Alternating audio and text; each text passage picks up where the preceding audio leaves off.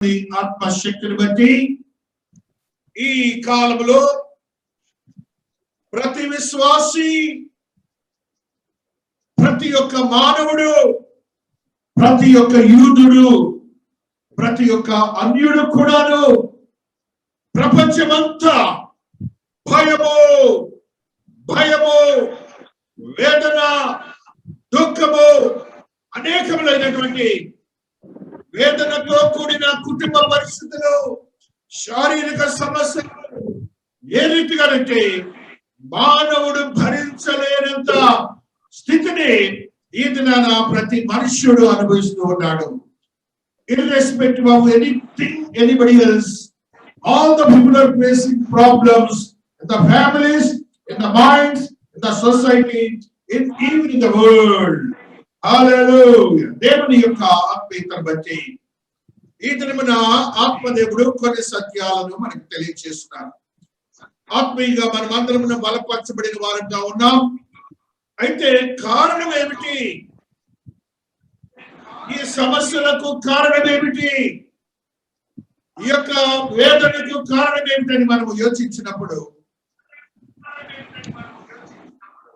మనుష్యుడు చేసినటువంటి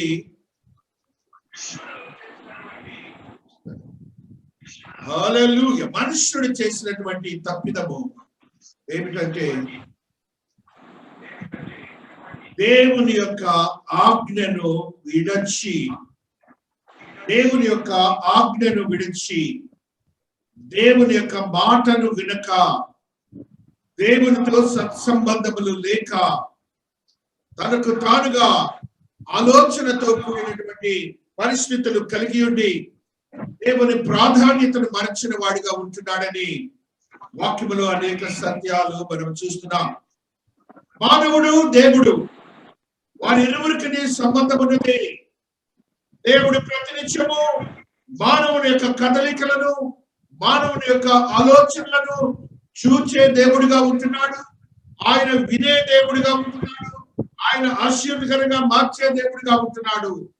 సృష్టి క్రమాన్ని ఆయన ఆదేశించి ఆయనే సృష్టిని నడిపించే దేవుడిగా కూడా ఉంటున్నాడని మనకందరికీ ఆ సత్యము మనకు తెలుసు. ఈ దినమున యోనా గ్రంథములో ఉన్నటువంటి కొన్ని సత్యాలను మనము చూడబోతున్నాం. యోనా గ్రంథములు ఏ రీతిగా ఆత్మదేవుడు మనతో మాట్లాడుతున్నారో, యోనా గ్రంథములో ఉన్న ఆ సత్యాన్ని చూచి మన జీవితాన్ని భద్రపరుచుకుందాం. తద్రీతిగా మనముగా బలపరుచుకుందాం. యోనా గ్రంథము అనే గ్రంథము మనందరికీ తెలుసు. చిన్న ప్రవక్తలలో ఉంటున్నటువంటి గ్రంథము. యోనా భక్తుడు ఒక ప్రవక్త. యోనా ఒక ప్రవక్త, దేవునికి ఇష్టమైన వాడు, దేవుని యొక్క ఆజ్ఞానుసారము జీవించేవాడు. అట్టి యోనా దేవుని మాటను లెక్క చేయలేదు. యోనా దేవుని మాటను లెక్క చేయలేదు. దేవుని యొక్క వాక్యము విన్నాడు, ఆయన చెవిని పెట్టినా కూడాను దేవునితో సత్సంబంధములు కలిగిన వాడైనప్పటికీ కూడాను ఆయన మాటను లెక్క చేయలేదు. దేవుని ఆజ్ఞ ఏదైతే ఉన్నదో, దేవుని మాట ఏదైతే ఉన్నదో దానిని మనము నెరవేర్చే వారిగా ఉండాలి. కానీ దానిని మన సొంత జ్ఞానముతో, బిడిబిడి జ్ఞానముతో, మన సొంత వివేకముతో ఉండకూడదని ఈ దినాన దేవుడు మనతో మాట్లాడుతున్నాడు. నీవు ఆజ్ఞానుసారముగా జీవిస్తున్నావా? దేవుని మాటను బట్టి జీవిస్తున్నావా అని దేవుడి దినాన మనల్ని ప్రశ్నిస్తున్నాడు. పాత నిబంధన గ్రంథములో ఉన్నటువంటి విషయములు ఏమిటంటే, ఆత్మదేవుడు వాక్యము ద్వారా, ప్రవక్తలతో, ఆయన దర్శనముల ద్వారా, కళలలో మాట్లాడి ఆయన యొక్క మనోగతాన్ని తెలియజేసి భక్తులకు ఆయన క్రమాన్ని జరిపించుకునే దేవుడిగా ఉంటున్నాడు. ఈ దినమున పరిశుద్ధ గ్రంథము ద్వారా యాజకుల చేత బోధింపబడి అట్టి వాక్యములను తద్వారా జరిగించి ఆయనను మహిమపరిచే బిడ్డలుగా ఉండాలని ఆత్మదేవుడు మనతో ఈ దినాన మాట్లాడుతున్నాడు. అప్పుడైతే ప్రవక్తలు మాట్లాడారు, ఇప్పుడైతే యాజకులు గ్రంథములో ఉన్న సత్యాలను బోధించి తద్వారా మీతో మాట్లాడుతున్నాడని మీరందరూ గ్రహించాలని పరిశుద్ధాత్మ దేవుడు తెలియజేస్తున్నాడు. యోనా భక్తుడు 1వ అధ్యాయము 1వ వచనమును మనం చదువుకుంటున్నప్పుడు యెహోవా వాక్కు అమిత్తయి కుమారుడైన యోనాకు ప్రత్యక్షమై ఈలాగు సెలవిచ్చెను. దేవునికి స్తోత్రాలు చెప్పండి. దేవుడు మాట్లాడినందుకు దేవునికి స్తోత్రాలు చెప్పండి. హల్లెలూయా, హల్లెలూయా. ఆత్మదేవుని ఆత్మశక్తిని బట్టి, ఆత్మదేవుని మహాకృపని బట్టి దేవుడు వాక్కు మాట ఎవరికి ప్రత్యక్షమైందంటే చక్కగా డీటెయిల్ గా చెబుతున్నాడు. ఎవరి కుమారుడు ఎవరు అని డిజిటల్ గా దేవుడు మాట్లాడుతున్నాడు. ఇక్కడ ఏమని మాట్లాడుతున్నాడంటే అమిత్త ఈ కుమారుడైన యోనాకు ప్రత్యక్షమై ఒక వ్యక్తితో దేవుడు మాట్లాడుతున్నాడు. నీతో కూడా మాట్లాడే దేవుడు ఆయన, నీతో కూడా మాట్లాడే దేవుడు. అట్టి మాటలను వినాలి.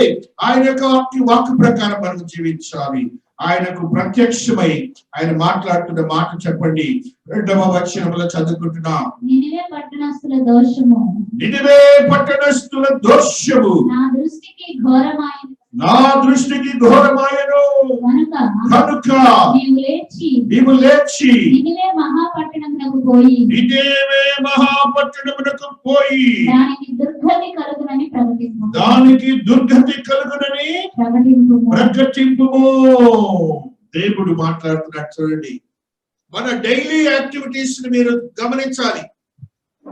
మన దైనందిక జీవితంలో మనం ఏ రీతిగా జీవిస్తున్నామో దానిని మనము గ్రహించుకోవాలి. ఇక్కడ దేవుడు మాట్లాడుతున్నాడు. ఒక పట్టణమును గురించి మాట్లాడుతున్నాడు. ఒక వ్యక్తి గురించి మాట్లాడలేదు, ఒక పట్టణమును గురించి మాట్లాడుతున్నాడు. పట్టణములో ఉన్నటువంటి వ్యక్తుల గురించి మాట్లాడుతున్నాడు. ఆయన అంటున్న మాట చూడండి, నినివే పట్టణస్థుల దోషము. నినివే పట్టణస్థుల దోషము. నినివే పట్టణస్థుల దోషాన్ని గురించి దేవుడు మాట్లాడుతున్నాడు. ఏమిటి వాళ్ళ దోషము? ఏమిటి వాళ్ళు చేసింది? వాళ్ళు చేసిన క్రియ ఏమిటి? మనము చూసినప్పుడు వారందరూ కూడాను నిస్సోరు దేవతను ఆరాధించే వారుగా ఉంటున్నారు. వారు దేవుని మరచిన వారుగా ఉంటున్నారు. నిస్సోరు దేవతని ఆరాధించే వారుగా ఉంటున్నారు. బలులు అర్పించే వారుగా ఉంటున్నారు. వారి యొక్క ఆత్మీయతను బలహీనపరుచుకొని జీవించే వారుగా ఉంటున్నారని దేవుడు గ్రహించి, అనగా దేవుని వాక్యానుసారము జీవిస్తున్న మనము కూడా దేవుని సన్నిధిని మర్చిపోయి మనకు మనముగా జీవిస్తున్నామేమోనని దేవుడు ప్రశ్నిస్తున్నాడు. ఒకవేళ విగ్రహారాధికులైనటువంటి ఆ నినివే ప్రజలు నిస్సోరు దేవతను ఆరాధించే వారుగా ఉంటే నిజమైన దేవుని మరచిన వారుగా ఉంటున్నారు. అదే రీతిగా ఎవరైతే దేవుని ఆరాధించగా దేవుడు లేడనే వారు ఉన్నారు, వారు కూడా దేవుని మరచిన వారుగా ఉంటున్నారు. అదే రీతిగా దేవుని యొక్క శక్తిని ఎరిగి ఉండి వాక్యాలను జీవించినటువంటి, వాక్యానుసారం జీవించినటువంటి మనలను కూడా దేవుడు ఏమంటున్నాడంటే నా దృష్టికి ఘోరమైన తప్పిదము అని అంటున్నాడు. నా దృష్టికి ఘోరమైన తప్పిదం అంటున్నాడు. దేవుని రక్షించబడి దేవుని యొక్క ఆత్మీయతలో బలపరచబడినటువంటి మనము మన జీవితాన్ని ఒకసారి ఈ దినాన ప్రశ్నించుకోవాలని ఆత్మదేవుడు మనతో మాట్లాడుతున్న ఈ సత్యాన్ని మనము గ్రహించాలని పరిశుద్ధాత్మదేవుడు మాట్లాడుతూ వస్తున్నారు. తద్రీతిగా పరిశుద్ధ గ్రంథములు ఆత్మదేవుడు మాట్లాడుతున్నటువంటి ఒక మాటను ఈ రీతిగా చదువుకుంటూ వస్తున్నాం. ఇర్మియా గ్రంథము 20వ అధ్యాయము 8వ వచనాన్ని చదువుకుంటూ వస్తున్నాం. ఇర్మియా గ్రంథము 20వ అధ్యాయము 8వ వచనాన్ని మనం చదువుకుంటూ వస్తున్నాం. ఇర్మియా 20:8వ వచనము, ఏలయనగా బలాత్కారము జరుగుచున్నది, దోపుడు జరుగుచున్నదని ఎలుగెత్తి చాటింపవలసి వచ్చెను. దినమెల్ల యెహోవా మాట నాకు అవమానమునకును యెహోవా మాట నాకు అవమానమునకును అపహాస్యమునకును హేతువాయెను. ఆయన పేరు నేను ఎత్తను. ఆ ఆయన నామమును బట్టి ప్రకటింపను అని నేను అనుకుంటున్నా. అది నా హృదయములో అగ్ని వలె మండుచు. నా ఎముకల్లో మూయబడి ఉన్నట్టున్నది. నేను ఓర్చి విసిగి ఉన్నాను. చెప్పక మానలేదు. భక్తుడు దేవుని యొక్క వాక్యానుసారం జీవించే భక్తుడు అంటున్నాడు. ఏమని అంటున్నాడంటే, ఆయన యొక్క ఆత్మీయతతో కూడినటువంటి బలహీన పరిస్థితులు, అవమాన పరిస్థితులు, ఇబ్బందికరమైన పరిస్థితులు వచ్చినప్పుడు నేను ఒకవేళ దేవుని యొక్క ఆత్మీయతను కలిగి ఉండక జీవిస్తున్నానేమో, అయితే దేవుడు అంటట ఆయనని ఈ రీతిగా మాట్లాడతాట. ఆయన మాట, నా హృదయము లో అగ్ని వలె మండుచు, నా ఎముకలని మూయబడినట్లున్నది. నేను ఓర్చి విసిగినాను, చెప్పక మానలేనని భక్తుడు చెప్తున్నాడు. కాబట్టి నీ హృదయము మండుచున్నదా? నీ హృదయములో ఆత్మీయతో కూడిన వేదన ఉన్నదా? దేవునికి అత్యంత దూరస్తుడిగా జీవిస్తున్నావా? దేవుని యొక్క ఉగ్రతను నీవు ఎరిగి ఉండి కూడాను దేవుని మరచి ఉంటున్నావా అని దేవుడు ఈ దినాన మనల్ని ప్రశ్నిస్తున్నాడని మనము గ్రహించబద్దులమవుతున్నాం. తద్రీతిగా దేవుని యొక్క ఆత్మీయతలో బలపరచబడినటువంటి మనం అందరము కూడాను పరిశుద్ధాత్మ దేవుని యొక్క నీతియుక్తమైన జీవితాన్ని మనం కలిగి ఉండి ఏ రీతిగా బ్రతకబడి ఉన్నామో దేవుడు మనతో మాట్లాడుతున్న మాటని ఈ రీతిగా చదువుకుంటూ వస్తున్నాం. యెషయా భక్తుడు 37వ అధ్యాయము 38వ వచనములు ఈ రీతిగా మాట్లాడుతూ వస్తున్నాడు. యెషయా 37:38లో ఆత్మదేవుడు ఈ రీతిగా మాట్లాడుతూ వస్తున్నాడు. 37:38 హల్లెలూయా హల్లెలూయా హల్లెలూయా స్తోత్రం స్తోత్రం స్తోత్రం స్తోత్రం. అతడు నిస్రోకు అను తన దేవతను మందిరమందు మొక్కుచుండగా అతని చంపి అరారాతు దేశంలోనికి తప్పించుకొని పోయిరి. అప్పుడు అతని కుమారుడైన ఎసర్హద్దోను అతనికి మారుగా రాజాయను. అష్షూరు రాజైన సంచరిపు తిరిగిపోయి నినివే పట్టణమునకు వచ్చి నివసించిన తరువాత అతడు నిస్రోకు అను తన దేవత మందిరమందు మొక్కుచుండగా. కాబట్టి క్రీస్తునందు ప్రియమైనటువంటి వారలారా, ఆ దేవతను ఆరాధించే రాజు కుమారుల చేత మరణానికి గురి కాబడ్డాడు. దేవుని యొక్క ఆజ్ఞలు ఏ రీతిగా ఉన్నాయో మనము గ్రహించాలి. దేవుని యొక్క ఆత్మీయతలో బలపరచబడినటువంటి మనము ఆయనను మరచి జీవిస్తే మనకున్నటువంటి పరిస్థితులన్నీ తారుమారవుతాయని కూడా మనం గ్రహించబద్దులం అవుతున్నాం. ఆ రీతిగా దేవుని యొక్క ఆత్మీయతలో బలపరచబడినటువంటి మనము ఏ రీతిగా జీవిస్తున్నాము ఆత్మదేవుడు ఒక పర్యాయము మనతో జెఫన్యా గ్రంథములు 3వ అధ్యాయములు 2వ వచనములు ఆత్మదేవుడు ఒక సత్యాన్ని మాట్లాడుతూ వస్తున్నాడు. జెఫన్యా 3:2లో ఆత్మదేవుడు ఈ రీతిగా మాట్లాడుతున్నారు. జెఫన్యా గ్రంథము 3వ అధ్యాయము 2వ వచనాన్ని చదువుకుంటూ వస్తున్నాం. జెఫన్యా 3:2 హల్లెలూయా. అది దేవుని మాట ఆలకించదు. శిక్షకు లోబడదు. యెహోవా యందు విశ్వాసం ఉంచదు. దాని దేవుని యొద్దకు రాదు. దాని మధ్య దాని అధిపతులు గర్జన చేయు సింహములు. దాని న్యాయాధిపతులు రాత్రి అంతా తిరుగులాడుచు తెల్లవారు వరకు ఎరలో ఏమీ మిగులకుండా భక్షించు.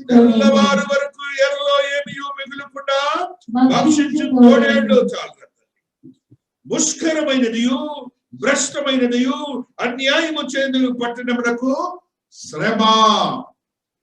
దేవుడు చెప్తున్నాడు, ముష్కరమైనది, భ్రష్టమైనది, అన్యాయము చేయనది అగు పట్టణమునకు శ్రమ. ఈ 3 పాయింట్లు గుర్తుపెట్టుకోండి. ప్రపంచంలో జరుగుతున్నటువంటి ఈ శ్రమకు కారణం ఏంటంటే దేవునికి ఇష్టం లేని క్రియలు చేసే దేశాలుగా ఉంటున్నాయి. ప్రపంచంలో ఉన్న ప్రతి మానవుడు కూడాను ఆ రీతిగా ఉన్నారని దేవాతి దేవుడు ఒక పట్టణాన్ని గురించి చెప్తున్నాడు. ఆ పట్టణం అంటే దేశాన్ని గురించి కూడా మాట్లాడుతున్నాడు. భారతదేశమే కాదు, ప్రపంచంలో ఉన్న అన్ని దేశాలు కూడాను ఆ రీతిగానే ఉన్నాయని ఆత్మదేవుడు మనతో మాట్లాడుతున్న సత్యాన్ని మనము గ్రహించబద్దలమవుతున్నాం. సంఖ్యాకాండము 20వ అధ్యాయములో ఉన్న మరి యొక్క సత్యాన్ని చదువుకుంటున్నాం. సంఖ్యాకాండము 20వ అధ్యాయంలో ఉన్న 1వ వచనాన్ని చదువుకుంటూ వస్తున్నాం. 21. హల్లెలూయా, హల్లెలూయా. మొదటి నెల యందు ఇశ్రాయేలు సర్వ సమాజము సీను అరణ్యమునకు రాగా ప్రజలు కాదేశులో దిగిరి. అక్కడ మిర్యాము చనిపోయి పాతి పెట్టబడెను. దేవుని యొక్క ఆత్మీయతలో బలపరచబడినటువంటి మనము ఒక పర్యాయం గ్రహించాలి. పాతి పెట్టబడింది ఎవరు? ప్రవక్తని. ఆ సమాజమునకు నీళ్లు లేకపోయిన వారు మోషే అహరోనులకు విరోధముగా పోగేవి. యాజకులకు విరోధముగా పోగయ్యే పరిస్థితి. యాజకులను ఆ యొక్క ఆత్మీయతలో చూడనటువంటి పరిస్థితి. ఈ దినాల్లో యాజకులు కూడా వారు దేవుని వాక్యముగా బోధించలేనటువంటి పరిస్థితులు ఉండటం వలన ఈ మధ్య కాలంలో ఒక ప్రవచనకారుడు ఆ సత్యాన్ని ప్రవచన రూపంలో భారతదేశంలో ఆ యొక్క స్వార్థీకరణ ప్రకారం జరగట్లేదు, వారి యొక్క ఆలోచన చొప్పున జరుగుతున్నది. ఒక ప్రవచనాన్ని దేవుడు భారతదేశం గురించి మాట్లాడినట్టుగా నిన్నటి దినాన ఒక క్లిప్పింగ్ లో నేను చూశాను.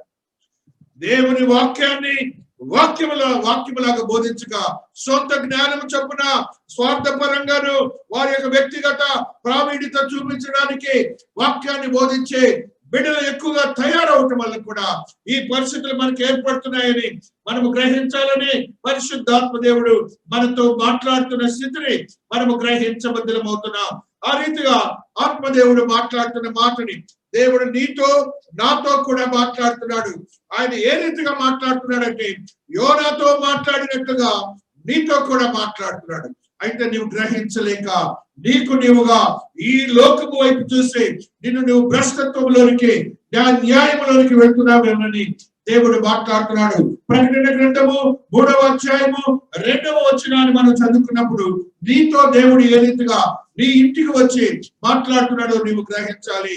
ప్రకటన 3:2 ఆత్మదేవుడు మాట్లాడుతున్న మాటని మనము చూస్తూ వస్తున్నాం. 20వ వచనం ప్రకటన చదువురా. ఈ క్రియలు నా దేవుని ఎదుట ఆ దేవుని ఎదుట సంపూర్ణమైనవిగా నాకు కనబడలేదు కనుక జాగరూకుడవై చావనై ఉన్న మిగిలిన వాటిని బలపరచుము. మిగిలిన వాటికి బలపరచుము. అదే రీతిగా 3:20లో కూడా ఒక సత్యాన్ని చదువుతున్నాం. హల్లెలూయా, హల్లెలూయా, హల్లెలూయా. నిన్ను పిలుస్తున్న విధానాన్ని చూస్తున్నాం. నేను తలుపునొద్ద నిలుచుండి తట్టుచున్నాను. ఎవడైనను నా స్వరం విని తలుపు తీసిన ఎడల నేను అతని యొద్దకు వచ్చి అతనితో నేను నాతో కూడా అతనిని భోజనము చేయుదుము. దేవునికి ఒకసారి స్తోత్రాలు చెప్పండి. హల్లెలూయా. ఇదిగో నేను తలుపు యొద్ద నిలుచుండి తట్టుచున్నాను. ప్రతి ఒక్కళ్ళు వినాలి ఈ మాట. ఎవడైనను నా స్వరము విని ఆ తలుపు నొక్కేవాళ్ళెప్పుడు దేవుని యొక్క స్వరాన్ని నీ వింటున్నావా లేదా అని దేవుడు నిన్ను నన్ను ప్రశ్నిస్తున్నాడు. దేవుడు నీ హృదయ తలంపులను ఎరిగి నిన్ను తట్టుచున్నాడు. ప్రతినిత్యము ఆయన స్వరము నువ్వు వినలేకపోతున్నావు. దేవుడు నీతో అంటున్నాడు, నీవు నా స్వరము వినటానికి నీ హృదయమును తెరువమని ప్రశ్నిస్తున్నాడు. నీవెప్పుడైతే ఆయన నీ హృదయాన్ని తెరచి ఆయన స్వరాన్ని వినటానికి నువ్వు బహుగా ఆశిస్తావో నీకున్నటువంటి ప్రతి బలహీన పరిస్థితుల నుంచి విడుదల చేసే దేవుడిగా ఉంటున్నాడు. దేవునికి ఒకసారి స్తోత్రాలు చెప్పుకోండి. హల్లెలూయా. నేను అతని యొద్దకు వచ్చి అతను నేను నాతో కూడా అతను భోజనము చేయటం. దేవునికి స్తోత్ర.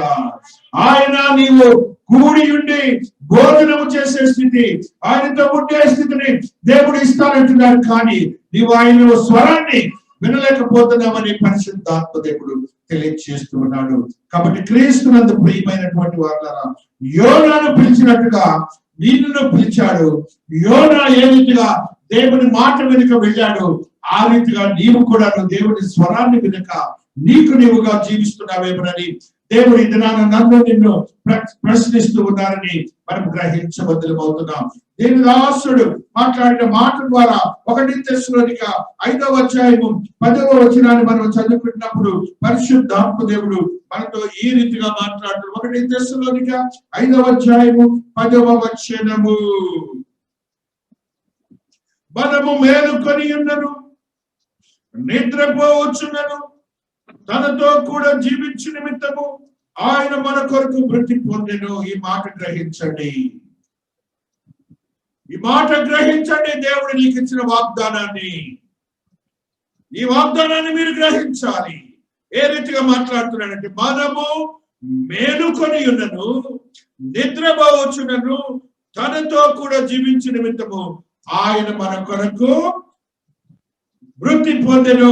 నీవు 24 గంటల సమయం ఆయన నీతో ఉండటానికి సిలువ మాల మీద మరణించాడు. ఈ సంగతి నువ్వు గ్రహించావా?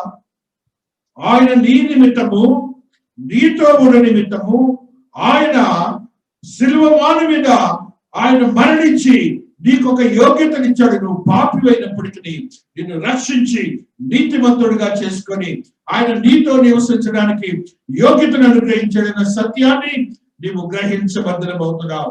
ఆ రీతిగా నీవు ఆత్మీయతను బలపరుచుకొని జీవించాలని పరిశుద్ధాత్మ దేవుడు తెలియజేస్తున్నాడు. యాకోబు భక్తుడు కూడా ఒక సత్యాన్ని మనకు తెలియజేస్తున్నాడు. 1వ అధ్యాయము 19వ వచనాన్ని చదువుకుంటూ వస్తున్నాం. హల్లెలూయా. నా ప్రియ సహోదరులారా, మీరు ఈ సంగతి ఎరుగుదురు కనుక ప్రతి మనుష్యుడు వినుటకు వేగిరపడివాడుగాను, మాట్లాడుటకు నిదానించువాడుగాను, కోపించుటకు నిదానించువాడుగా ఉండవలెను. ప్రతి ఒక్క విశ్వాసి గ్రహించాలి, ప్రతి ఒక్క విశ్వాసి గ్రహించాలి. దేవుని యొక్క ఆత్మీయతలో బలపరుచున్నాడు. నా ప్రియ సహోదరులారా, మీరు ఈ సంగతి ఎరుగుదురు కనుక ప్రతి మనుష్యుడు వినుటకు వేగిరపడివాడును. నీవు వాక్యము వినటానికి వేగిరపడేవాడిగా ఉండాలి. దేవుని ఒక్క వాక్యాన్ని వినటానికి నువ్వు సిద్ధపడేవాడిగా ఉండాలి. నీ హృదయ రహస్యములు ఎరిగిన దేవుడు ఆయన నిన్ను ప్రతినిత్యము చూచి తద్రీతిగా ఆశీర్వదించడానికి సిద్ధపరచబడిన వాడిగా ఉన్నాడని నీవు గ్రహించబద్దవుతున్నావు. ఆ రీతిగా నువ్వు ఆత్మీయతలో బలపరచబడి జీవించడానికి నీ యొక్క ఆత్మీయతను సిద్ధపరచుకోవాలని పరిశుద్ధాత్మ దేవుడు తెలియజేస్తూ ఉన్నాడు. ఆత్మదేవుని యొక్క ఆత్మశక్తిని బట్టి ఎఫెసీయులకు రాసిన పత్రిక 5వ అధ్యాయము 14వ వచనాన్ని మనం చదువుకుంటున్నప్పుడు ఆత్మదేవుడు ఈ రీతిగా మాట్లాడుతున్నాడు. అందుచేత నిద్రించుతున్న నీవు మేల్కొని మృతులలో నుండి లేవు, క్రీస్తు నీ మీద ప్రకాశించునని ఆయన చెప్పుచున్నాడు. దేవుడు నీకు వాగ్దానాన్ని ఇస్తున్నాడు. ఒకవేళ నిద్రించుతూ దేవుని యొక్క ఆత్మీయతలో నువ్వు బలపరచబడక జీవిస్తున్నావేమో, ఆయన అంటున్నాడు నీ మీద నేను ప్రకాశిస్తానంటున్నాడు, నీతో ఉంటానంటున్నాడు, ఆయన మహిమను నీ మీద ప్రకాశింపజేస్తానంటున్నాడు. అంత గొప్ప దేవుని నువ్వు కలిగి ఉండి ఏ రీతిగా జీవిస్తున్నావని ఆత్మదేవుడు ఈ దినాన నాతో నీతో మాట్లాడుతున్నాడు. మనమందరము కూడాను ఆ రీతిగా యోనా వలె తప్పిపోయిన వారిగా ఉంటున్నామేమో, యోనా వలె మాట వినకుండా వెళ్ళేవారుగా ఉంటున్నామేమో. అప్పుడు ఏం జరిగింది? యోనా పారిపోయి ఆ ఓడలో ఉన్నప్పుడు ఆ ఓడంతా కూడా నత్తలాకుతలమైన పరిస్థితులు మనందరికీ తెలుసు. దేవుని మాట వినప్పుడు ఆయన సృష్టిని, సృష్టి క్రమాన్ని వాడి మనకు యోగ్యత లేని మన మనుషులకు ఒక శక్తిని దయచేస్తాడని మనము గ్రహించబద్దలమవుతున్నాం. తద్రీతిగా పరిశుద్ధ గ్రంథములు మరి యొక్క సత్యాన్ని మనం గ్రహిస్తూ వస్తున్నాం. హల్లెలూయా. రోమీయులకు రాసిన పత్రిక 13వ అధ్యాయము 11వ వచనాన్ని మనము చదువుకుంటూ వస్తున్నాం. రోమీయులకు రాసిన పత్రిక 13వ అధ్యాయము అలో ఉన్న సత్యాన్ని ఈ రీతిగా చదువుకుంటూ 11వ వచనము, మీరు కాలమెరిగి నిద్ర మేలుకొని వేళ తెలుసుకొని అలాగూ చేయుడి. మనము విశ్వాసులమైనప్పటికంటే ఇప్పుడు రక్షణ మనకు మరి సమీపముగా ఉన్నది. రాత్రి చాలా గడచి పగలు సమీపముగా ఉన్నది కనుక మనం అంధకార క్రియలను విసర్జించి తేజస్ సంబంధమైన యుద్ధోపకరణములు ధరించుకుందాము. జాగ్రత్తగా వినాలి. దేవుడు ఇది స్పష్టంగా మనతో మాట్లాడుతున్నాడు. ఈ కాలమును ఎరిగి నువ్వు రక్షింపబడక నీతియుక్తంగా జీవించబడక ఒకవేళ జీవిస్తున్నామేమో, దేవుని వాక్యమని వెనుక నీ యొక్క కాలానుగుణమైన పరిస్థితుల్లో నీవు ఉంటున్నావేమో, నీ యొక్క అశ్రద్ధతో ఉంటున్నావేమో, నీ అవిశ్వాసంతో జీవిస్తున్నావేమో, దేవుడు అంటున్నాడు కాలమును ఎరిగి నిద్ర మేలుకొని వేళైన తెలుసుకొని అలాగూ చేయుడి. దేవుని యొక్క ఆత్మీయతలో బలపరచబడిన రక్షణ మనకు సమీపముగా ఉన్నదని గ్రహించాలి. ఆ రక్షణ ఎప్పుడు ఏమిటి అని నువ్వు ఎదురు చూస్తున్నావా లేదని ఆత్మదేవుడు నాతో నీతో మాట్లాడుతున్న స్థితిని మనము గ్రహించబద్దలమవుతున్నాం. 1 కొరింథీ 11వ అధ్యాయము 30వ వచనాన్ని చదువుకుంటున్నప్పుడు ఆత్మదేవుడు ఈ రీతిగా నాతో నీతో మాట్లాడుతూ వస్తున్నాడు. ఇందువల్లనే అది మీలో అనేకులు బలహీనులను రోగులై ఉన్నారు, చాలా మంది నిద్రించుచున్నారు. వాక్యానుసారము జీవించక మన యొక్క సొంత జ్ఞానము చొప్పున జీవిస్తున్నామేమో. ఆయన అంటున్నాడు రోగులుగా ఉంటున్నారట, నిద్రించే వారిగా ఉంటున్నారట. ఆ స్థితి మనము ఉండక మనము జీవించాలని పరిశుద్ధాత్మ దేవుడు తెలియజేస్తున్నాడు. అద్భుతమైన మాటని ఫిలిప్పీయులకు రాసిన పత్రిక 2వ అధ్యాయము 14వ వచనంలో ఈ సత్యాన్ని మనం చదువుకుంటూ వస్తున్నాం. ఫిలిప్పీయులకు రాసిన పత్రిక 2వ అధ్యాయము 14వ వచనంలో ఆత్మదేవుడు మాట్లాడుతున్న మాటని ఏ రీతిగా చూస్తూ వస్తున్నాం. హల్లెలూయా, హల్లెలూయా.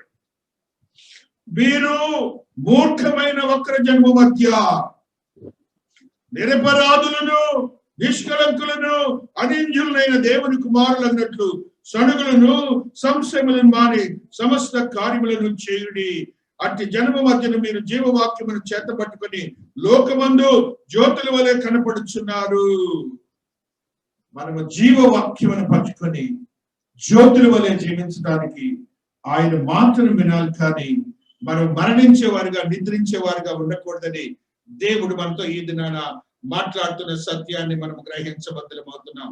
యెషయా భక్తుడు 26వ అధ్యాయము 16వ వచనంలో ఈ సత్యాన్ని తెలియజేస్తూ ఉన్నారు. 26:16 యెహోవా శ్రమలో వారు నిన్ను తలంచుకొని నీ శిక్ష వారి మీద పడినందున వారు విశేషముగా దీన ప్రార్థనలు చేసిరి. యెహోవా ప్రసూతి కాలము సమీపింపగా గర్భవతి వేదన పడి కలిగిన వేదనల చేత బొర్ర పెట్టినట్లు మేము నీ సన్నిధిలో ఉన్నాము. దేవుని మొరపెట్టే సమయం వచ్చింది. ప్రసవ వేదనతో మొరపెట్టే సమయం వచ్చింది. నీ ప్రార్థనలు ఏమవుతున్నాయి? దేవునికి ప్రార్థిస్తున్నావా? నీ శ్రమలో దేవుని తలుచుకుంటున్నావా? దేవునితో మాట్లాడుతున్నావా? శిక్షకు నువ్వు గురి కాబడుతున్నావా అని దేవుడి దినాలు నాతో నీతో మాట్లాడుతున్న మాటను మనము గ్రహించబద్దలమవుతున్నాం. ఆత్మదేవుని యొక్క ఆత్మశక్తిని కలిగిన మనం ఇక్కడు భయముతోనే జీవించాలా? ఆ స్థితి మనకు ఉండకూడదు. యెషయా భక్తుడు 8వ అధ్యాయము 13వ వచనంలో ఒక సత్యాన్ని తెలియజేస్తూ ఉన్నాడు. సైన్యములకు అధిపతియగు యెహోవాయే పరిశుద్ధుడనుకునుడి. మీరు భయపడవలసిన వాడు ఆయనే, ఆయన కోసమే దిగులు పడవలను. అప్పుడు ఆయన మీకు పరిశుద్ధ స్థలముగా నుండును. దేవునికి భయపడండి. ఈ లోకంలో ఉన్న సమస్యకు మీరు భయపడద్దు. ఈ సమస్యకు మీరు భయపడొద్దు. దేవునికి భయపడండి. దేవుడు కార్యము చేస్తానంటున్నాడు. చూడండి ఆయన అంటున్న మాటని అలాగ చేస్తున్న మాటకి దేవుడు మాట్లాడుతున్న మాట 15 అనేకులు వాటికి తగిన తొట్టిల్లుచు పడి కాళ్ళు చేతులు విరిగి చిక్కుబడి పట్టబడుదురు. దేవునితో జీవిస్తున్న మనము చిక్కుబడి పట్టుబడే స్థితిలోకి వెళ్ళకూడదు, భయపడకూడదు.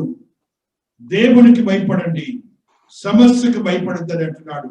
1 పేతురు 1వ అధ్యాయము 17వ వచనంలో ఆత్మదేవుడు ఈ రీతిగా మాట్లాడుతున్నాడు. 1 పేతురు 1:17లో ఈ రీతిగా దేవుడు మాట్లాడుతూ వస్తున్నాడు. హల్లెలూయా. పక్షపాతము లేకుండా క్రియలను బట్టి ప్రతి వానిని తీర్పు తీర్చువాడు తండ్రి అని మీరు ఆయనకు ప్రార్థన చేయించున్నారు. కనుక మీరు పరదేశులైనంత కాలము భయముతో గడుపుడి. మనము పరదేశులమని గ్రహించి దేవుని యందు భయముతో గడపాలనే స్థితిని నువ్వు గ్రహించలేకపోతున్నావు. కాన్సెప్ట్, దేవుని కాన్సెప్ట్ అది. మనము ఈ యాత్రా సమయంలో ఏ రీతిగా జీవించాలో ఆ రీతిగా జీవించలేకపోతున్నాం దేవునికి భయపడి అని దేవుడు మాట్లాడుతున్నాడు. దేవుని యందు భయభక్తులు కలిగి జీవించే యోగ్యతను మనము కలిగి ఉండాలని పరిశుద్ధాత్మ దేవుడు తెలియజేస్తున్నాడు. 2వ అధ్యాయం 17లో కూడా దేవుడు మాట్లాడుతున్న మాట ఏంటంటే, పేతురు భక్తుడు 1 ఆయన అంటున్నాడు, అందరినీ సన్మానించుడి, సహోదరులను ప్రేమించుడి, దేవునికి భయపడుడి, రాజును సన్మానించుడి. దేవునికి భయపడుట మన విధి, దేవునికి భయపడుట అనేది మన విధి. కాబట్టి ఆ విధి లేకుండా నీ సొంత జ్ఞానంతో ఒకవేళ జీవిస్తున్నావేనని పరిశుద్ధాత్మ దేవుడు తెలియజేస్తున్నాడు. ప్రకటనకారుడు 14వ అధ్యాయము 7వ వచనంలో ఈ సత్యాన్ని తెలియజేస్తున్నాడు. హల్లెలూయా. అతడు మీరు దేవునికి భయపడి ఆయనను మహిమపరచుడి, ఆయన తీర్పు తీర్చు గడియ వచ్చెను కనుక ఆకాశమును భూమిని సముద్రమును జలధారలను కలుగజేసిన వానికే నమస్కారము చేయడని గొప్ప స్వరముతో చెప్పెను. పరిశుద్ధ గ్రంథములో ప్రకటనకారుడు తెలియజేస్తున్నాడు, దేవునికి భయపడే స్థితి లేనందువల్ల ఈ దినాన మనం ఈ యొక్క సమస్యలకు వెళ్ళాం. ఆ స్థితి మనం గ్రహించాలి. ఆ రీతిగా మన ఆత్మీయతను బలపరచుకోవాలని పరిశుద్ధాత్మ దేవుడు మనతో మాట్లాడుతున్నాడు. దైవ బలము ఏ రీతిగా ఉంటుందో మనం గ్రహించాలి. 1 దినవృత్తాంతములు 29వ అధ్యాయము 12వ వచనాన్ని మనం చదువుకున్నప్పుడు ఆత్మదేవుడు ఈ రీతిగా మాట్లాడుతూ వస్తున్నాడు. 1 దినవృత్తాంతములు 29వ అధ్యాయము 12వ వచనాన్ని చదువుకుంటూ వస్తున్నాం. హల్లెలూయా. ఐశ్వర్యమును గొప్పతనమును నీ వలన కలుగును, నీవు సమస్తమును ఏలువాడవు, నీవు సమస్తమును ఏలువాడవు, నీవు సమస్తమును ఏలువాడవు. దేవుని యొక్క ఆధిపత్యాన్ని మనం గ్రహించాలి. సమస్తాన్ని ఆయనేనని ఏలేది. మనం ఏమనుకుంటున్నాం, మన జ్ఞానం చొప్పున ఏదో చేయాలనుకుంటాం. ఆయన ఏలే దేవుడు కాబట్టి, ఆయన పరిపాలించే దేవుడు కాబట్టి, ఆయన యొక్క శక్తివంతమైన ఆజ్ఞతో కూడిన స్థితి ఉంటుంది కాబట్టి ఆయనకు లోబడి ఉండటానికి మనం మాత్రం ముందుకు రావట్లేదు. ఏదో శ్రమ వచ్చినప్పుడు కూడా రాలేట్లేదు. ఈ దినాన శ్రమ వచ్చినప్పుడు కూడా దేవుని చూడలేకపోతున్నాం. ఆ రీతిగా అక్కడే అంటాడు. చూడండి, ఒక సత్యాన్ని ఆయన అంటున్నాడు, హెచ్చించు వాడమును అందరికీ బలము ఇచ్చు వాడమును నీవే. నీకు బలము లేదు ఇప్పుడు, నీకు బలము లేదు ఇప్పుడు, ఆ బలాన్ని కూడా దేవుడు ఇస్తానంటున్నాడు. ఆ దేవుని యొక్క శక్తి నీరుగా ఒకవేళ నువ్వు జీవిస్తున్నావనని ఆత్మదేవుడు మనతో మాట్లాడుతూ వస్తున్నాడు. 2 కొరింథీ 3వ అధ్యాయము 5వ వచనములో ఈ సత్యము లిఖించబడినది. 2 కొరింథీ 3వ అధ్యాయము 5వ వచనములో ఈ సత్యము లిఖించబడినది. హల్లెలూయా, హల్లెలూయా. స్తోత్రం, స్తోత్రం. మా వలన ఏదైనా అయినట్లుగా ఆలోచించుటకు మాత్రమే మేమే సమర్థులము కాదు, మా సామర్థ్యము దేవుని వల్ల కలిగి ఉన్నది. మనకి ఏదైనా సామర్థ్యం ఉండాలంటే, బలం ఉండాలంటే, శక్తి ఉండాలంటే, జ్ఞానం ఉండాలంటే అది దేవుని వల్ల కలుగుతుందనే సంగతిని మనం గ్రహించాలి. ఆ స్థితి లేకుండా మనం ఈ దినాన జీవిస్తున్నాం. ఆ స్థితి లేకుండా మనం ఈ దినాన జీవిస్తున్నాం. ఆ రీతిగా మనకు మనంగా బలపరచుకోవాలని పరిశుద్ధాత్మ దేవుడు తెలియజేస్తూ ఉన్నాడు. ఇర్మియా భక్తుడు 10వ అధ్యాయము 23వ వచనంలో మరొక సత్యాన్ని తెలియజేస్తున్నాడు. ఇర్మియా భక్తుడు 10వ అధ్యాయము 23వ వచనంలో ఈ సత్యాన్ని ఈ రీతిగా చదువుకుంటూ వస్తున్నాం. హల్లెలూయా. యెహోవా తమ మార్గమును ఏర్పరచుకున్న నరుల వశములో దేనియు, మనుష్యులు తమ ప్రవర్తన యందు సన్మార్గమును ప్రవర్తించిన వారి వశములో లేదనియు నేను ఎరుగుదును. చాలా జాగ్రత్తగా ఉండాలి.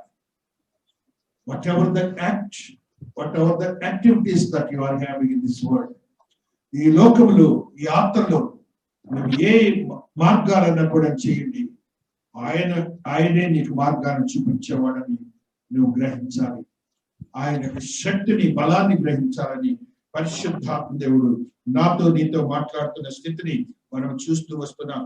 ఆ రీతిగా మన యొక్క ఆత్మీయతను బలపరుచుకొని మనం ఎప్పుడు కూడా ఆయన ఎందుకు భయభక్తులు కలిగి జీవించడానికి ప్రయత్నం చేయాలని పరిశుద్ధాత్మ దేవుడు మనతో మాట్లాడుతున్నాడు.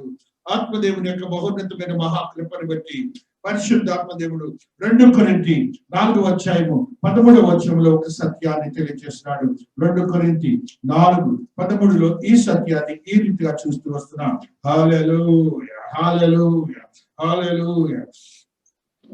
కృప ఎక్కువ మంది ద్వారా ప్రబలి దేవుని మహిమ నిమిత్తము కృతజ్ఞతాస్తుతులు విస్తరింపచేయులాగున సమస్తమైనవి మీ కొరకై ఉన్నవి, సమస్తమైనవి మీ కొరకై ఉన్నవి. కృప ఎక్కువ మంది ద్వారా ప్రబలి దేవుని మహిమ నిమిత్తము.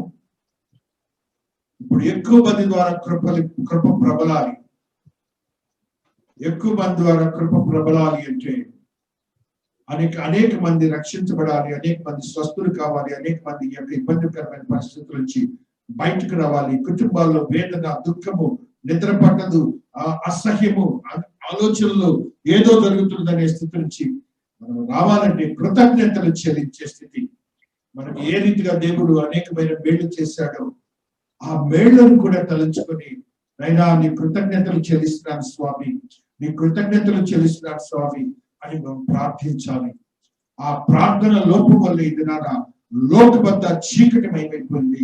చీకటిమైపోవడమే కాకుండా భయముతో, ఆందోళనతో కూడిన జీవితాలు ప్రతి మానవుడికి ప్రపంచంలో ఉన్నాయి. కారణం ఏంటంటే దేవుడు ముందుగా మాట్లాడతాడు. ఆ మాటల్ని దైవజనులు సరిగా బోధించలేకపోయారు. ఆ బోధించలేని స్థితి ఉన్నప్పుడు ఆ యోనా భక్తుడికి దేవుడు చెప్పాడు, దుర్గతి కలుగును అనే మాట నేను తెలియజేశాడు. దుర్గతి మనకి జరిగింది కూడా అది, మనకు జరుగుతున్నది కూడా అది. సువార్తీకరణ ఎలాగుందంటే రక్షణ సువార్తను మర్చిపోయాను. యేసు క్రీస్తు వారి యొక్క శిలువ మానుపై రక్తమును ప్రోక్షించి, ఆయన గాయపడి, ఆయనే ప్రోక్షించి మనల్ని శుద్ధీకరించి పవిత్రపరిచిన సంగతి మర్చిపోయాను. ఆయన మన కొరకు మరణించిన సంగతి మర్చిపోయారు. ఆయన మానవుడిగా వచ్చి మనలను నిత్య జీవమునకు అనుగ్రహించడానికి, మహిమ శరీరం అనుగ్రహించడానికి వచ్చిన వాడిని కూడా గ్రహించలేక మనకున్నటువంటి ఆలోచన చొప్పున, మనకున్నటువంటి జ్ఞానం చొప్పున మనము సువార్తీకరణ చేస్తుండగా దేవుడు మాట్లాడుతున్న మాటను మనం గ్రహించాలి. యోనా అదే చేశాడు. దుర్గతి కలుగుతుందని చెప్పబడ్డాడు, చెప్పలేకపోయాడు. దేవుని ప్రవచనములు చెప్పాడు, చెప్పలేకపోయారు. ఆ రీతిగా ఏదైనా ఆయన ప్రవచనాలన్నింటినీ నెరవేరుస్తున్నాడు. ఇప్పుడు ఆ ప్రవచనాల ద్వారా మనుష్యులు ఏ రీతిగా ఇబ్బంది పడుతున్నారంటే వాక్యానుసారమైన సంగతులే మనం చూస్తున్నాం, వాక్యానుసారమైన మరణాలే మనం చూస్తున్నాం, వాక్యానుసారమైన రోగాలే మనం చూస్తున్నాం, వాక్యానుసారమైన ప్రతి పరిస్థితులే మనం చూస్తున్నాం. కాబట్టి క్రీస్తునందు ప్రియమైనటువంటి వారు, మనము యోనా వలె యాజకులు చేసిన క్రియకు మనం బద్దులు కాకూడదు. ఇప్పుడు యాజకుడు నీతో మాట్లాడుతున్న మాటను గ్రహించాలి. నీవు దేవుని యందు భయభక్తులు కలిగి ఉండేవాడిగా ఉండాలి, దేవుని ప్రార్థించేవాడిగా ఉండాలి, విజ్ఞాపన ప్రార్థనలు చేసేవాడిగా ఉండాలి, దేవునికి కృతజ్ఞతలు చెల్లించేవాడిగా ఉండాలి. దేవుని యొక్క మహోన్నతమైన కార్యములు మనం చూసడానికి మనముగా ఏ రీతిగా జీవిస్తున్నామో దేవుడు మనతో మాట్లాడుతున్నాడు. సంఖ్యాకాండము 23వ అధ్యాయము 5వ వచనంలో ఆయన ఒక సత్యాన్ని తెలియజేస్తున్నాడు. సంఖ్యాకాండము 23వ అధ్యాయము 5వ వచనంలో ఆత్మదేవుడు మాట్లాడుతున్న మాటని ఈ రీతిగా చూస్తాం. యెహోవా ఒక మాట బిలాము నోట ఉంచి, నీవు బాలాకునందుకు తిరిగి వెళ్ళి ఇట్లు చెప్పుమనెను. అతడు బాలాకునందుకు తిరిగి వెళ్ళినప్పుడు అతడు మోయాబు అధికారులందరితో తన దహన బలి చూడెను. అప్పుడు బిలాము రీతిగా ఇట్లనెను, రాము నుండి బాలాకు తూర్పు భారతులను మోయాబు రాజులను రప్పించి, రమ్ము నా నిమిత్తము యాకోబును శపింపు, రమ్ము ఇశ్రాయేలును భయపెట్టవలెను. ఏమని శపింపగలదు? దేవుడు శపింపలేదే. ఏమని భయపెట్టగలదు? దేవుడు భయపెట్టలేదే. మెట్టల శిఖరము నుండి అతను చూచుచున్నాను, కొండల నుండి అతను కనుగొనుచున్నాను. ఇదిగో ఆ జనము వంటిగా నివసించను. ఈ స్టోరీ మనందరికీ తెలిసింది. ప్రవక్త ఏ రీతిగా దేవుని ఆత్మీయతలో బలపరచబడక జీవించాడు. ఈ దినాన జరుగుతున్నటువంటి పరిస్థితులన్నీ అవి. 2 సమూయేలు గ్రంథము 23వ అధ్యాయము 2వ వచనాన్ని చదువుకుంటూ వస్తున్నాం. 2 సమూయేలు గ్రంథము 23వ అధ్యాయము 2వ వచనాన్ని చదువుకుంటూ వస్తున్నాం. 2 సమూయేలు గ్రంథము 23వ అధ్యాయము 2వ వచనము. 2 సమూయేలు గ్రంథము 23 2వ వచనము. హల్లెలూయా, హల్లెలూయా. యెహోవా ఆత్మ నా ద్వారా పలుకుచున్నాడు, ఆయన వాక్కు నా నోట ఉన్నది. ఇశ్రాయేలు దేవుడు సెలవిచ్చుచున్నాడు, ఇశ్రాయేలులకు ఆశ్రయ దుర్గమగువాడు నా ద్వారా మాట్లాడుచున్నాడు. మనుషులను ఏలునప్పుడు పుట్టును, అతడు నీతిమంతుడే, దేవుని యందు భయభక్తులు కలిగి ఏలు. దేవుని యొక్క ఆత్మీయతలో బలపరచబడినటువంటి మనము ఈ వాక్యాన్ని మనం గుర్తుంచుకోవాలి. ఇది దావీదు రాసినటువంటి చివరి మాటలు. ఈ మాటల్లో ఉన్న సత్యాన్ని మనం గ్రహించాలి. దేవుడి ఆత్మ నా ద్వారా పలుకుచున్నాడు, ఆయన వాక్కు నా నోట ఉన్నది. దేవుడి ఎందుకు ఆ మాటలు చెప్తున్నాడు? దేవుని వాక్యాన్ని వాక్యంగా తెలియజేసిన వ్యక్తులు యేసుక్రీస్తు వారు పుట్టాడని చెప్పిన మాటని వారు బోధించిన స్థితిని మనకు తెలియజేసిన భాగాన్ని మనం గుర్తించుకోవాలి.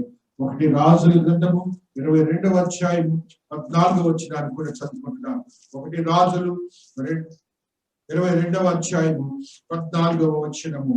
22:14. హల్లెలూయా, హల్లెలూయా. స్తోత్రం, స్తోత్రం, స్తోత్రం, స్తోత్రం. అతనితో అనగా మిఖాయా, యెహోవా నాకు సెలవిచ్చినదేదో ఆయన జీవము తోడు నేను దానినే పలుకుతానెను. దేవుడు ఏ మాట చెప్పాడు అది పలకాలి. కానీ ఆ మాటలు పలకగా ఈ దినాన సువార్తీకరణ అంతా కూడా భ్రష్టత్వంలోకి వెళ్ళిపోయింది. దేవునికి ఉగ్రతగా మనం పాల్పొందుతున్నాం. వాక్యంలో సువార్తలో ఉన్నటువంటి స్థితిని మనం కలిగి ఉండాలి. జీవించలేకపోతున్నాం. బోధించేవారు లేరు, వినేవారు లేరు, అనుసరించేవారు లేరు. ఏ రీతిగా మనం జీవిస్తున్నామని ఆత్మదేవుడు మనతో ఈ దినాన్ని మాట్లాడుతూ వస్తున్నాడు. ఇర్మియా భక్తుడు కూడా ఒక సత్యాన్ని తెలియజేస్తున్నాడు. ఇర్మియా గ్రంథంలో ఉన్న సత్యము మనం గ్రహించాలి. 1వ అధ్యాయము 9వ వచనంలో దేవుడు ఇర్మియా గురించి మాట్లాడుతున్న మాటని ఏ రీతిగా చూస్తూ వస్తున్నాం. ఇర్మియా 1:9. అప్పుడు యెహోవా చేయి చాపి నా నోరు ముట్టి ఈ సెలవిచ్చాడు, ఇదిగో నేను నీ మాట నా మాటలు ఉంచి ఉన్నాను. దేవుడు తాకి మాట్లాడిన మాటల్ని మాట్లాడాలి. కానీ వాక్యంలో లేనటువంటి మాటలు మాట్లాడి దేవుని వాక్యాన్ని భ్రష్టత్వంలో తీసుకొని వెళ్ళకూడదని దేవుడి దినాన్ని మనతో మాట్లాడుతూ ఉన్నాడు. అదే 10వ వచనంలో పెళ్లగించుటకును, విరుగగొట్టుకును, నశింపజేయుటకును, పడద్రోయుటకును, కట్టుటకును, నాటుటకును నేను ఇతరుల జన్మల మీదను రాజ్యముల మీద నిన్ను నియమించి ఉన్నాను. దేవుడి మాటలు వినాలి, వాక్యంలో ఉన్న సత్యాన్ని ఎరగాలి, దేవునికి భయపడాలి. ఆ స్థితి లేక మనం జీవిస్తున్నామేనని పరిశుద్ధాత్మ దేవుడి ఇతరాలు మనతో మాట్లాడుతున్నాడు. 20వ అధ్యాయములో ఉన్న సత్యము 4వ వచనము. యెహోవా ఈ మాట సెలవిచ్చుచున్నాడు, నీకును నీ స్నేహితులందరికీ నీవే భయకారణముగా ఉన్నట్లు చేయుచున్నారు. నీవు చూచుండగా వారు తమ శత్రువుల ఖడ్గము చేత కూలుదురు. మరియు యూదా వారందరినీ బబులోను రాజు చేతికి అప్పగింతును. అతడు వారిని చెరబట్టి బబులోనికి తీసుకొని పోవును. దేవుడు స్పష్టంగా మాట్లాడుతున్నాడు. దేవుడు స్పష్టంగా ఆయన యొక్క ఆధిపత్యాన్ని తెలియజేస్తూ భక్తులతో మాట్లాడుతున్న మాటను మనం గ్రహించాం. నీకును నీ స్నేహితులందరికీ నీవే భయకారణముగా ఉండినట్లు చేయించున్నాను. ఒక భక్తుడు ప్రవక్తన గురించి దేవుడు మాట్లాడుతున్నాడు. ఆయనను మనందరికీ భయకారణుడు ఉన్నట్లు చేస్తానంటాడు. ఎందుకంటే లోకంలో ఉన్నటువంటి పరిస్థితులను తెలియజేసే యాజకుని మాటలు విన్నటువంటి ఇర్మియా కాలంలో ఉన్నటువంటి యూదుల గురించి మనం చూసాం. అందుకని దేవుడు మాట్లాడుతాడు, తమ శత్రువులు ఖడ్గము చేత కూలుదురు. ఈ రీతి జరుగుతున్న పరిస్థితులై ఖడ్గము చేత కూలి పరిస్థితులను మనం చూస్తూ వస్తున్నాం. దేవుని యొక్క ఆత్మీయతలో బలపరచబడి స్థితిని మనం కలిగి ఉండలేకపోతున్నామని పరిశుద్ధాత్మ దేవుడు తెలియజేస్తున్నాడు. నెహెమ్యా భక్తుడు 9వ అధ్యాయం 35వ వచనంలో ఒక సత్యాన్ని తెలియజేస్తున్నాడు. నెహెమ్యా గ్రంథంలో ఉన్న ఈ సత్యాన్ని ఈ రీతిగా చదువుకుంటూ వస్తున్నాం. 9వ అధ్యాయం 35వ వచనాన్ని ఈ రీతిగా చదువుకుంటూ వస్తున్నాం. వారు తమ రాజ్య పరిపాలన యందు నీవు తమ ఎడల చూపించిన గొప్ప ఉపకారములను తలంచక నీవు వారికి ఇచ్చిన విస్తారముకు ఫలితమైన భూమిని అనుభవించుచుడి నిన్ను సేవింపకపోయిరి, తమ చెడు నడతలు విడిచి మారు మనసు పొందలేని. నెహెమ్యా దేవునితో ప్రార్థిస్తూ అడుగుతున్నాడు. దేవుని యొక్క ఆత్మీయతను మనం ఏ రీతిగా గ్రహించాలి. తమ రాజ్య పరిపాలన కాలమందు నీవు తమ ఎడల చూపించిన గొప్ప ఉపకారములను తలంపక. మనం అందరం కూడా అలాంటి వారమే. మనకున్నటువంటి ఉపకారాలు ఎన్నో చేసి ఉంటారు ఆయన, దాన్ని తలంచుకోలేకపోతున్నాం. ఎంత గొప్ప దేవుడు నాయన, నువ్వు ముందుగా నన్ను రక్షించుకున్నావు. అటువంటి రక్షణకు కారకుడైన దేవుడు నేను మరిచి జీవిస్తున్నానేమోనని నువ్వు గ్రహించాలని పరిశుద్ధాత్మ దేవుడు తెలియజేస్తున్నాడు. అదే రీతిగా యాకోబు భక్తుడు 2వ అధ్యాయము 14వ వచనంలో ఒక సత్యాన్ని తెలియజేస్తున్నాడు. యాకోబు భక్తుడు 2వ అధ్యాయం 14వ వచనంలో ఈ సత్యాన్ని, నా సహోదరులారా, క్రియలు లేనప్పుడు ఎవడైనా తనకు విశ్వాసము కలదని చెప్పినలా ఏమి ప్రయోజనము? అటు విశ్వాసం అతన్ని రక్షింపగలదా? క్రియలు దేవుని క్రియలు, నీవు ఆయన చేసినటువంటి ఆత్మీయతో కూడినటువంటి స్థితిగతులు దేవుడు నీకు చేశాడని అది క్రియారూపముగా దేవుడికి కృతజ్ఞతలు చెల్లించి జీవించేవాడిగా ఉంటున్నావా లేదా అని దేవుడు నిన్ను ప్రశ్నిస్తున్నాడు. అది విశ్వాసం కాదంటున్నాడు. కృతజ్ఞత భావం లేనివాడిగా ఉంటే దేవుడు ఎంతగా నీ మీద ఉగ్రతను చూపించేవాడని నువ్వు గుర్తించాలి. 4వ అధ్యాయము యాకోబులోని 17వ వచనాన్ని చదువుకుంటున్నాం. కాబట్టి మేలైనది నీకు అలాగూ చేయవానికి పాపము కలుగును. అది మేలని దేవుని యొక్క వాక్యమని నువ్వు ఎరిగి జీవించడిలా అది నిన్ను పాపముగా ఎంచబడుతుందని వాక్యము సెలవిస్తున్నదని మనం గ్రహించాలి. జకర్యా గ్రంథము 2 దినవృత్తాంతములు 24-20లో ఆయన మాట్లాడుతున్న మాట. 2 దినవృత్తాంతములు 24-20లో ఈ సత్యము లెక్కించబడినది. 24-20లో దేవుడు ఈ రీతిగా మాట్లాడుతున్నాడు. హల్లెలూయా, హల్లెలూయా, స్తోత్రం, స్తోత్రం, స్తోత్రం, స్తోత్రం. అప్పుడు దేవుని ఆత్మ యాజకుడికి యెహోయాదా కుమారుడైన జకర్యా మీదకి రాగతడు జనులు ఎదుట నిలబడి, మీరెందుకు యెహోవా ఆజ్ఞను మీరుచున్నారు?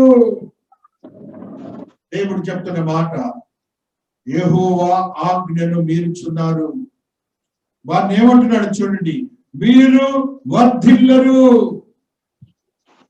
మీరు యెహోవాను విసర్జించినది కనుక మిమ్మను విసర్జించి ఉన్నాడని దేవుడు సెలవిచ్చుచున్నాడు అని. నువ్వు విసర్జిస్తే ఆయన విసర్జిస్తాడు.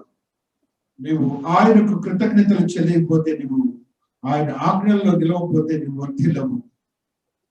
ఆజ్ఞల్లో నిలబడి ఆజ్ఞానుసారం జీవించడానికి మనం ప్రయత్నం చేద్దాం. మనకు ఆత్మీయతను బలపరుచుకొని దేవుని కొరకు సిద్ధపడతాం. ఇక్కడ మనము ఈ లోక మర్యాద చొప్పున జీవిస్తున్నామేమని దేవుడు మాట్లాడుతున్నాడు. 3వ అధ్యాయం 17లో యెహెజ్కేలు గ్రంథము ఈ రీతిగా మాట్లాడుతున్నాడు దేవుడు. నరపుత్రుడా, ఇశ్రాయేలీయులకు కావలిగా నేను నిన్ను నియమించి ఉన్నాను. కాబట్టి నీవు నా నోటి మాట ఆలకించి నేను చెప్పిన దానిని బట్టి వారిని హెచ్చరిక చేయము. దాసుడు ఏం చేయాలంటే, యాజకుడు ఏది చెప్పాడో దాన్ని చెప్పాలి. ఆజ్ఞను ఏది ఉన్నాయో చెప్పాలి, వాక్యములు ఏది ఉందో అది చెప్పాలి. ఆ రీతిగా దేవుడి కొరకు భద్రపరిచే వారిగా మనం ఉండాలి. అదే రీతిగా ఆ యొక్క యోనా చేసినటువంటి క్రియ మనందరికీ తెలిసిందే. దేవుడికి విరోధమైన క్రియ చేశాడు. దేవుడికి విరోధమైన క్రియ చేసినప్పుడు భయంకరమైన తుఫాను వచ్చింది. ఓడ పడగడానికి కూడాను ఆ పరిస్థితులు ఉండగా వాళ్ళు పశ్చాత్తాపంతో, మారు మనసుతో ప్రతి ఒక్కరు ప్రార్థన చేసిన వారిగా ఉన్నారు. ప్రతి ఒక్కరు ప్రార్థనలు విని దేవుడు యోనాను బయటికి తరిగిన వాడిగా ఉన్నాడు. ఆ రీతిగా మరలా యోనా వెళ్ళి దేవుడి వాక్యాన్ని బోధించిన వాడిగా ఉన్నాడు. దుర్గతి కలగకూడదని దేవుడి యొక్క ఉద్దేశము. ఆ దుర్గతిని మనం పొందాలా, దుర్గతి కలగకుండా మనం జీవించాలా అనే స్థితి నీవు ఏ రీతిగా భద్రపరచుకొని జీవిస్తున్నావో దేవుడు నాతో నీతో మాట్లాడుతున్న స్థితిని మనం ఒక పర్యాయం గ్రహించాలి. సామెతల గ్రంథము 19వ అధ్యాయము 2వ వచనాన్ని చదివినప్పుడు ఈ రీతిగా దేవుడు మాట్లాడుతున్నాడు. సామెతలు 19లో ఉన్న ఈ సత్యాన్ని ఈ రీతిగా చదువుతూ వస్తున్నాం. 19వ అధ్యాయము 2వ వచనాన్ని ఈ రీతిగా చదువుకుంటూ వస్తున్నాం. హల్లెలూయా, హల్లెలూయా. ఒకడు తెలివి లేకుండా మంచిది కాదు, తొందరపడి నడుచువాడు దారి తప్పిపోవును. ఒకని మూర్ఖత దాని ప్రవర్తనను తారుమారు చేయును. దీన్ని ఏమంటున్నారంటే తెలివి తక్కువ తనకు మూర్ఖత అంటున్నారు. కాబట్టి ఆ స్థితిని మనం కలిగి ఉండకూడదు. మన ఆత్మీయతలో బలపరచబడి జీవించడానికి మనకు మనముగా భద్రపరచబడాలని పరిశుద్ధాత్మ దేవుడు తెలియజేస్తున్నాడు. ఫిలిప్పీలకు రాసిన పత్రిక 2వ అధ్యాయము 21వ వచనంలో ఈ సత్యం లిఖించబడినది. ఫిలిప్పీలకు రాసిన పత్రిక 2వ అధ్యాయము 21వ వచనాన్ని చదువుకుంటున్నప్పుడు పరిశుద్ధాత్మ దేవుడు ఈ రీతిగా మాట్లాడు. అందరూ తమ సొంత కార్యములనే చూచుతున్నారు, కానీ యేసుక్రీస్తు కార్యములను చూడరు. మన కార్యాలు చూసుకోవాలి, మన సొంత పనులు మనం చేసుకోవాలి, కానీ యేసుక్రీస్తు కార్యములను మనం చేయలేదట. యేసుక్రీస్తు క్రియలు చేయలేదని దేవుడు స్పష్టంగా మనతో మాట్లాడుతున్నాడు. అతని యోగ్యత మీరు ఎరుగుదురు. తండ్రి కుమారుడు ఎలాగో సేవ చేయను అలాగే అతడు నాతో కూడా సువార్త వ్యాపకం నిమిత్తం సేవ చేశాను. కాబట్టి భక్తుల గురించి ఉదాహరణతో చెప్తున్నాడు. సేవ చేసి దేవుడి కొరకు పనిచేసిన వాడిగా ఉన్న భక్తుల గురించి మాట్లాడుతున్న స్థితిని మనం అక్కడ చూసి ఉన్నాం. మనకు ఆత్మీయతను మనం బలపరుచుకుందాం. మత్తయి సువార్త 16వ అధ్యాయము 25వ వచనంలో ఈ సత్యము లిఖించబడినది. మత్తయి 16:25లో ఈ సత్యమున్నది. తన ప్రాణమును కొనగోరు వాడు దాన్ని పోగొట్టుకొను. నా నిమిత్తము తన ప్రాణమును పోగొట్టుకున్న వాడు దాన్ని దక్కించుకొను. ఆ దేవుని కొరకు తన ప్రాణాన్ని పోగొట్టుకున్న ఈ మధ్య మనం చూసాం. మీ యొక్క కాపరి దైవజనురాలు తను లెక్క చేయలేదు. దేవుని సన్నిధిలో ఉన్నది. దేవుని సన్నిధిలో వాళ్ళ అమ్మ ముందే దేవుని సన్నిధిలో ఉన్నది. దేవునికి స్తోత్రాలు, దేవునికి స్తోత్రాలు. హల్లెలూయా, హల్లెలూయా. కాబట్టి మనము దేవుని యొక్క ఆత్మీయతకు భద్రపరిచిన వారమైతే ఈ రీతిగా జీవించడానికి మనం స్థిరపరచుకోవాలి. ఈ రీతిగా మనం జీవించాలి. ఆత్మీయతలో బలపరచబడాలని ఆత్మదేవుడు మాట్లాడుతున్నాడు. 1 పేతురు 5వ అధ్యాయము 12వ వచనాన్ని మనం చదివినప్పుడు మరి ఒక సత్యము మనకు తెలియజేస్తూ ఉన్నారు.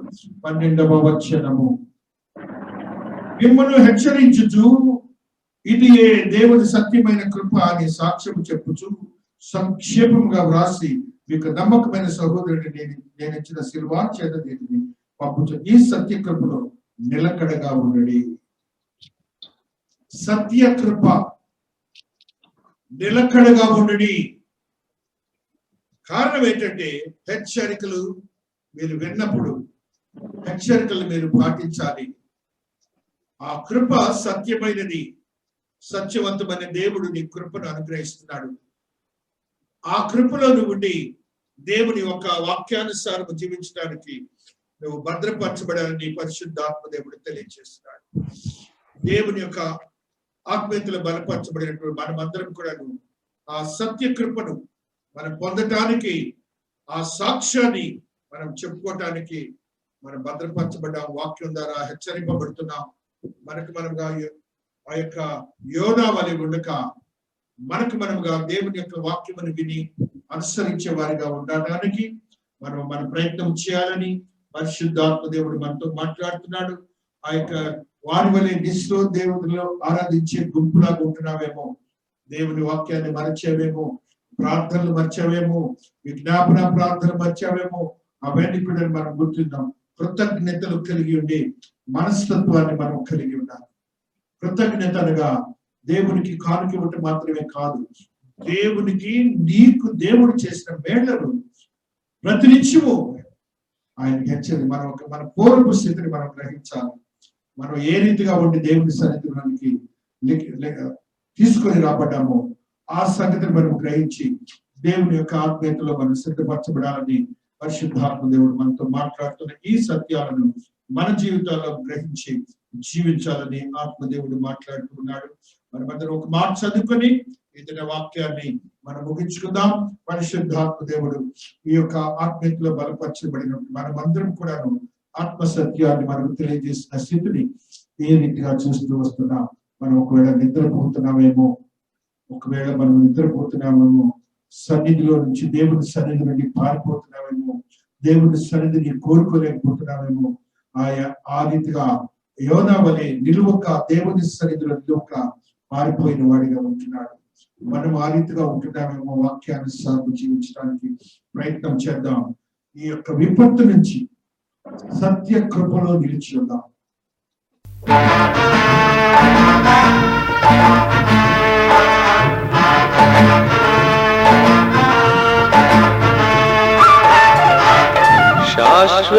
శాశ్వతమైనది నీవు నాయన చూపినా